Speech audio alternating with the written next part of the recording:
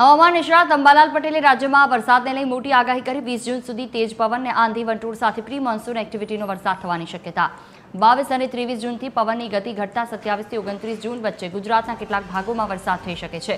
દક્ષિણ ગુજરાત અને મહારાષ્ટ્રમાં ભારે વરસાદની સંભાવના છે। જો કે આ વખતે MJO એટલે કે મેડન જુલિયન ઓસિલેશન સક્રિય ન હોવાથી વાવાઝોડા બન્યા નથી, પણ ઓગસ્ટ અને સપ્ટેમ્બરમાં અલ નીનોની અસર જોવા મળશે।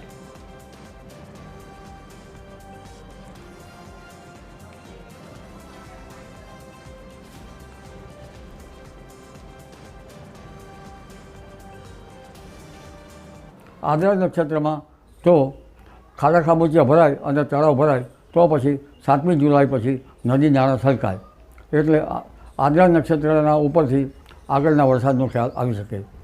આ ઉપરાંત આ વખતે MJO પણ સક્રિય નથી અને બીજા અન્ય જે દક્ષિણ ગોળાર્ધનું હવામાન પણ પોષક નથી, ત્યાં અલ નીનો બની રહ્યો છે।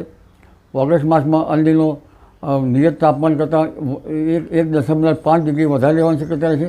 સપ્ટેમ્બરમાં તેની ઘાતક સ્થિતિ અનુભવાય છે, એટલે વર્ષ લગભગ 86%, ક્યાંક 88%, ક્યાંક 89%, તો ક્યાંક 90% અને કોઈ ભાગમાં દરિયા કિનારા કેટલાક ભાગમાં 92 થી 95% રહેવાની શક્યતા છે।